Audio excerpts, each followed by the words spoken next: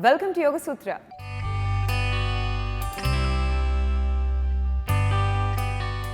ఇవాళ యోగ సూత్రలో కృష్ణ గారు మనందరికీ ఏ ఆసనం పరిచయం చేయబోతున్నారో చూద్దాం.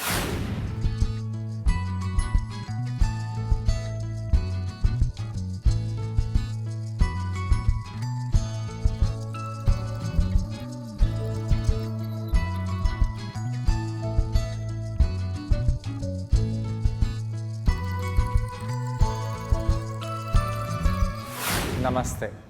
ఈరోజు యోగా సూత్రాలు చేసే ఆసనం పేరు పార్శ్వహస్త బద్ధ మాలాసనము.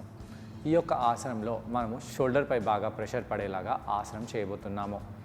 ఈ యొక్క షోల్డర్ పై ప్రెషర్ పడడం వలన మన వీపుపై చాలా ప్రభావం పడుతుంది. దాంతో వీపు వెనకాల ఉన్న కండరాలు అలానే షోల్డర్లో ఉన్న కండరాలపై చాలా ప్రభావం పడి మనకు ఫ్లెక్సిబిలిటీ అనేది పెరుగుతుంది. కూర్మాసనం లాంటి ఆసనాలకి ఈ యొక్క ఆసనము చాలా మంచిది. ముందుగా మనము ప్రిపరేషన్ చేసి దాని తర్వాత ఆసనంలో వెళ్దాము. ఈ యొక్క ఆసనం మనము బ్లాక్ సాయంతో చేస్తున్నాము. ముందుగా కింద కూర్చుందాము. కింద కూర్చొని ఈ విధంగా పాదాలని బద్ధకోణాసనంలో తీసుకొని రండి. ఇలా పాదాలని బద్ధకోణాసనంలో తెచ్చేసి మోకాలని తొడలని పైకి కిందికి చేస్తూ ఉండాలి. శ్వాస తీసుకొని శ్వాసని వదిలేస్తూ ఇలా తొడలని పైకి కిందికి చేయాలి.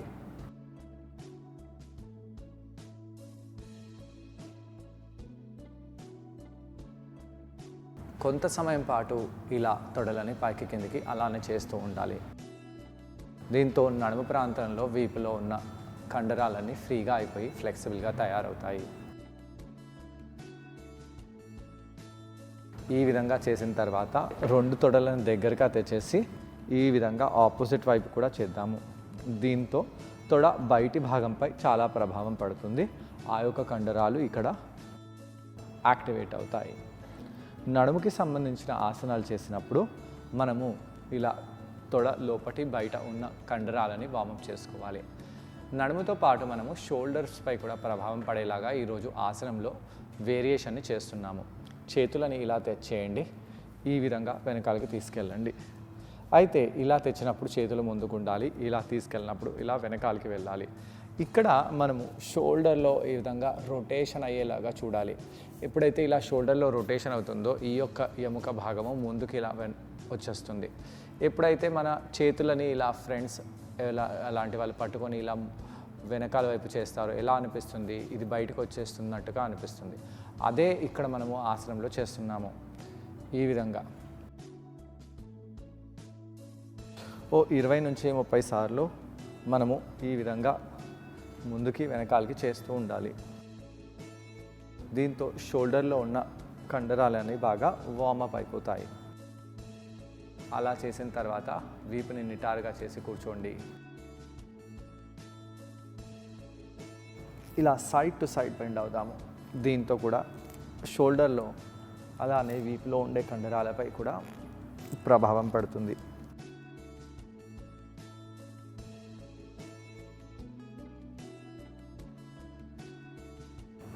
అలా చేసిన తర్వాత సెంటర్కి వచ్చేయండి. ఇక మనము చేతులని ఈ విధంగా పెట్టేసి పక్షి యొక్క రెక్కల మాదిరిగా మన చేతులని ముందుకి వెనకాలకి చేస్తూ ఉండాలి.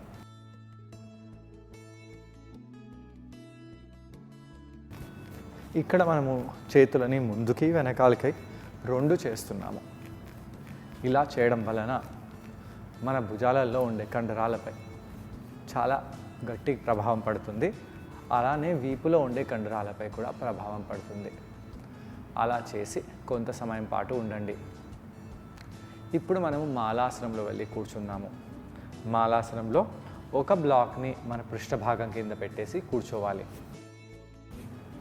ఇది ఈజీగా ఉండేలాగా చేస్తున్నాము, కష్టంగా ఉండేలాగా చేయటం లేదు. కాబట్టి మనము మాలాసనంలో కింద కూర్చోకుండా బ్లాక్పై కూర్చుంటున్నాము.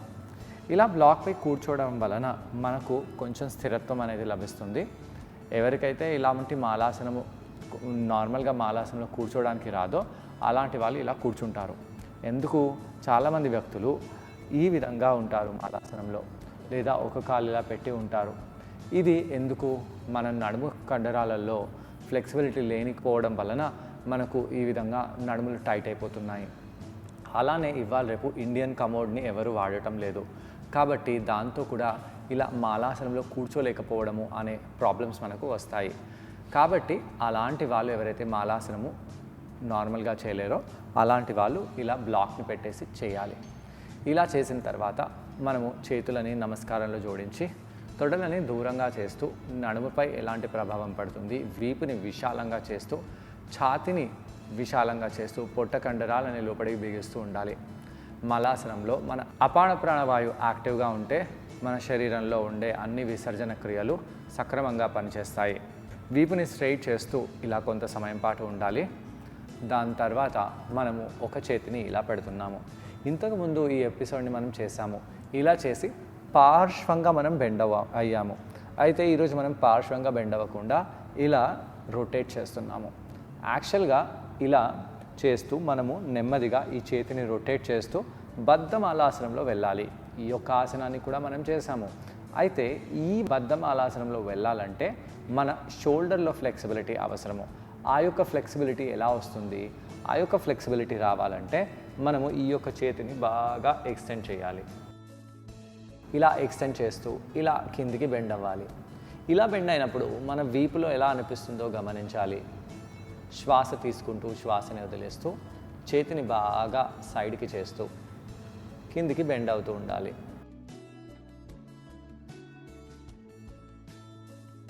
మన ఎడమ భుజం దగ్గర ఎలా అనిపిస్తుందో గమనించండి. ఇది మీకు చాలా కష్టంగా అనిపిస్తే ఈ యొక్క బ్లాక్ని ఇక్కడ పెట్టేసి బ్లాక్పై చేతిని పెట్టి ఇలా బెండ్ అవ్వండి. అయితే చాలామంది ఈ విధంగా బెండ్ అవుతారు. ఇలా కాదండి. ఈ యొక్క భుజము ఒకవేళ బ్లాక్ చేసి ఇలా చేయాలంటే కూడా చేయవచ్చు. అయితే బ్యాలెన్స్ తప్పిపోతారు కొంతమంది. కాబట్టి ఇక్కడ మనము బ్లాక్ని పెడుతున్నాము. మీకు ఈ యొక్క బ్లాక్ హైట్ సరిపోకపోతే ఇలాంటి హైట్ని కూడా పెట్టేసి ఈజీగా చేసుకొని మీరు ఈ విధంగా షోల్డర్పై పడే ప్రెషర్ని ఎక్కువ చేసుకోవచ్చు. ఇలా చేస్తూ నెమ్మదిగా ఈ యొక్క చేతిని విశాలంగా చేద్దాము. ఛాతిని బాగా ఎక్స్పాండ్ చేయండి. చేస్తూ ఇలా రొటేట్ చేయండి. అలా చేస్తూ తొడ వెనకాల నుంచి తెచ్చేసి యాక్చువల్గా మనము ఈ మోచేతిని పట్టుకుంటే బాగుంటుంది. కానీ ఇప్పుడు ఆ యొక్క బ్రెస్ట్ కింద పెట్టాం కాబట్టి మన తొడని పట్టుకుందాము. తొడని పట్టుకొని ఈ విధంగా హస్తాలని వీపు వెనకాల నుంచి తెచ్చేసి కుడి భుజము ఎడమ భుజం వెనకాల భాగంపై బాగా తీవ్రంగా ప్రభావం పడేలాగా చూస్తూ ఇక్కడ ఉండండి. అయితే మాలాసనం సాధారణంగా మన నడుముపై ప్రెషర్ పడేలాగా చూస్తాము. కానీ ఈరోజు చేసే ఈ యొక్క వేరియేషన్లో మన భుజాలపై ప్రెషర్ బాగా పడేలాగా చూస్తున్నాము. ఇదే ఆసనాన్ని మనము రెండో వైపు చేద్దాము. బ్లాక్ని ఈ విధంగా రెండో వైపు తీసుకెళ్దాము. మీతో బ్లాక్ ఈ హైట్లో పెట్టాలనుకుంటే పెట్టండి. కాదండి ఈ హైట్ చాలా ఎక్కువగా ఉంది, మాకు కష్టంగా కావాలి అనుకుంటే ఈ హైట్లో పెట్టండి. కాదు ఇంకా కష్టంగా కావాలి అనుకుంటే బ్లాక్నే తీసేసేయండి. తీసేసి ఈ విధంగా మనము ఈ యొక్క కుడి మోకాల్ని ఆ భుజంపై బాగా ప్రెస్ చేస్తున్నాము. ఏమవుతుంది, ఇక్కడ కూడా మన భుజము యొక్క ఈ జాయింట్ భాగము బయటికి వచ్చేస్తుంది. ఇలా చేస్తూ నెమ్మదిగా చేతులని ఇలా తీసుకొచ్చేసి రెండో వైపు నుంచి కూడా బాగా స్ట్రెచ్ చేయండి.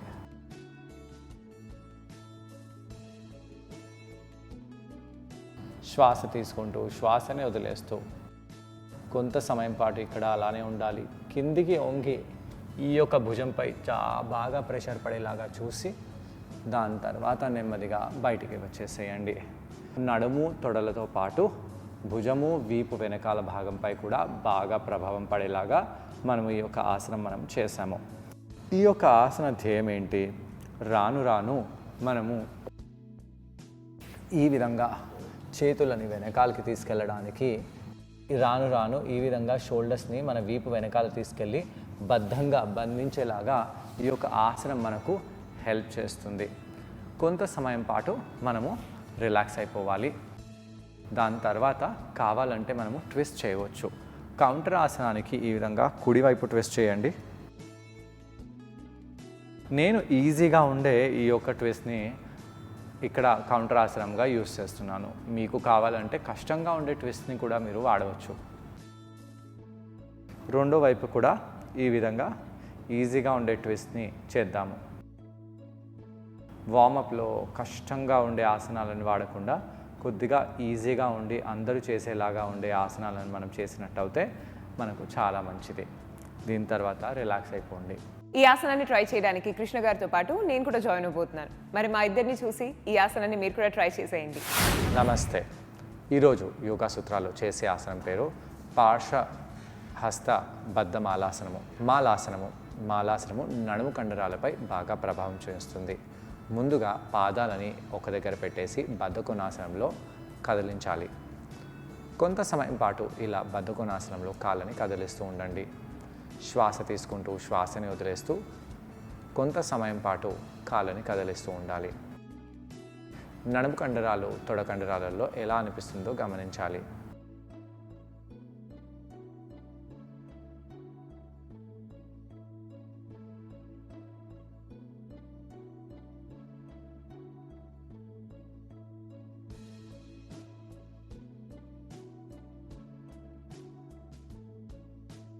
దాని తర్వాత రెండు కాళ్ళని సూటిగా చేయండి.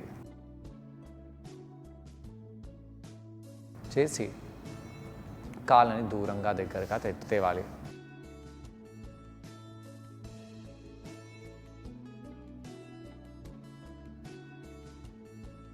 కొంత సమయం పాటు ఇలా చేసి ఇప్పుడు మనము మాలాసనంలో వెళ్ళి కూర్చుందాము.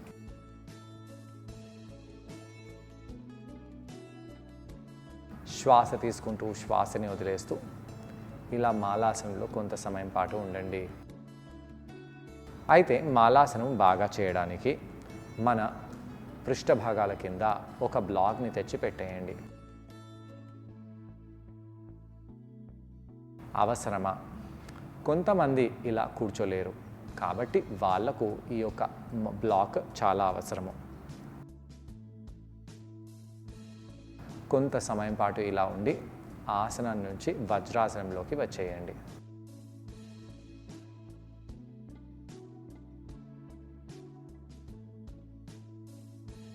రెండు చేతులను ఇలా పైకి చేయండి. భుజాలని రొటేట్ చేద్దాము.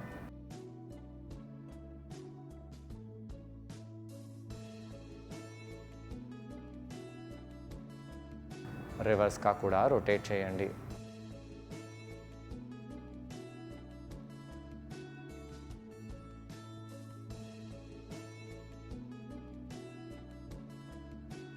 ఇలా చేసి రెండు చేతులని ఇలా తెచ్చేసి ముందుకి వెనకాలకి చేయాలి.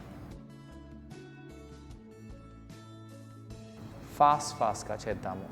ఛాతీని కదిలించకూడదు.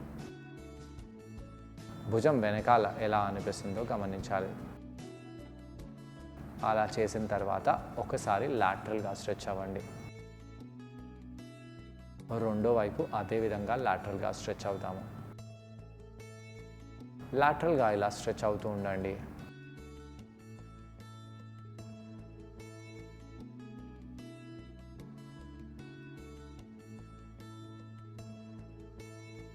దాని తర్వాత మళ్ళీ మనము మాలాసనంలో వెళ్ళి కూర్చోవాలి. ఇప్పుడు మనము మన కుడి చేతిని పైకి లేపి ఆకాశం వైపు పైకి తీసుకెళ్దాము. ఆ కుడి చేతిని కుడి తొడ లోపడి భాగం నుంచి తీసుకొచ్చి పెట్టండి. అలా చేస్తూ ఆ మోకాల్ని కొంచెం ప్రెస్ చేస్తూ ఎడమ చేయితో ఎడమ నడుముని పట్టుకొని బాగా స్ట్రెచ్ చేయండి. ఆ మోకాల్ని కుడి భుజంపై ప్రెస్ చేస్తూ బాగా కిందికి రావడానికి ప్రయత్నించండి.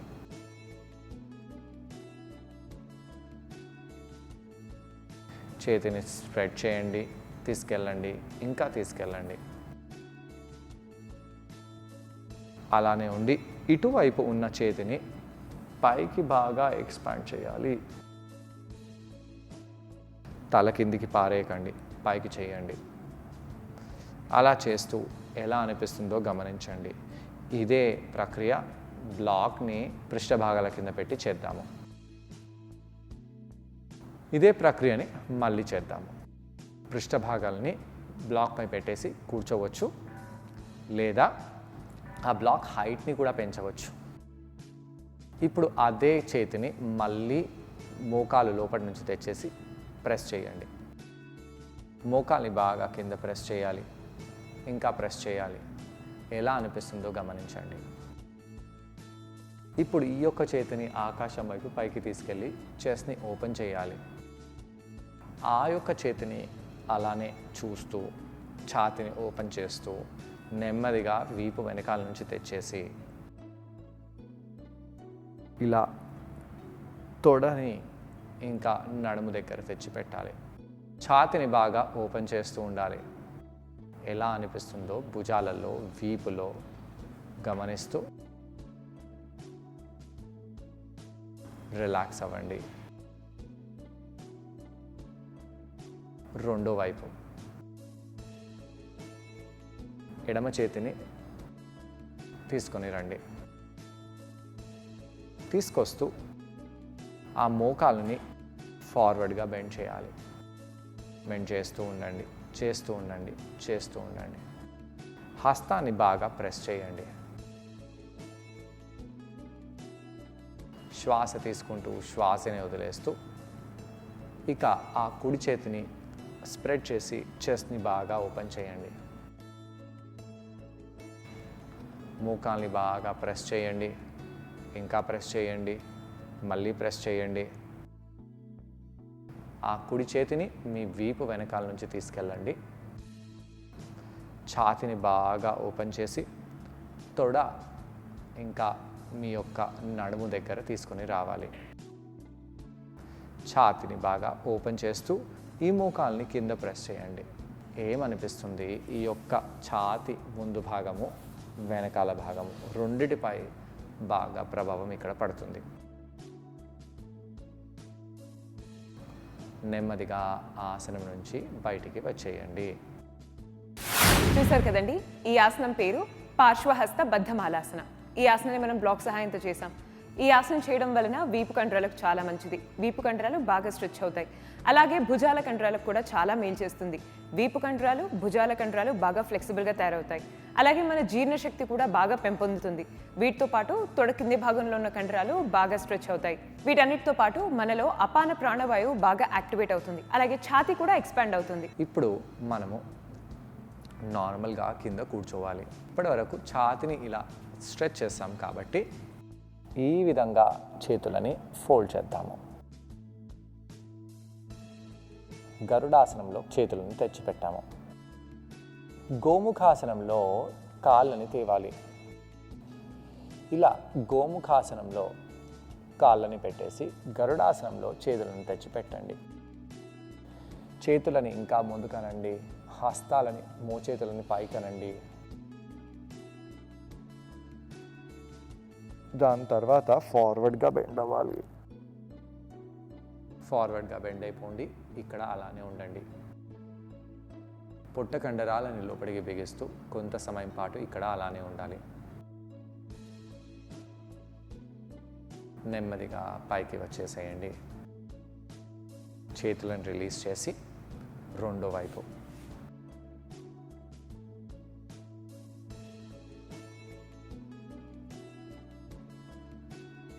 శ్వాస తీసుకుంటూ వదిలేస్తూ ఇక్కడ అలానే ఉండాలి. దాని తర్వాత ఫార్వర్డ్గా బెండ్ అవ్వండి.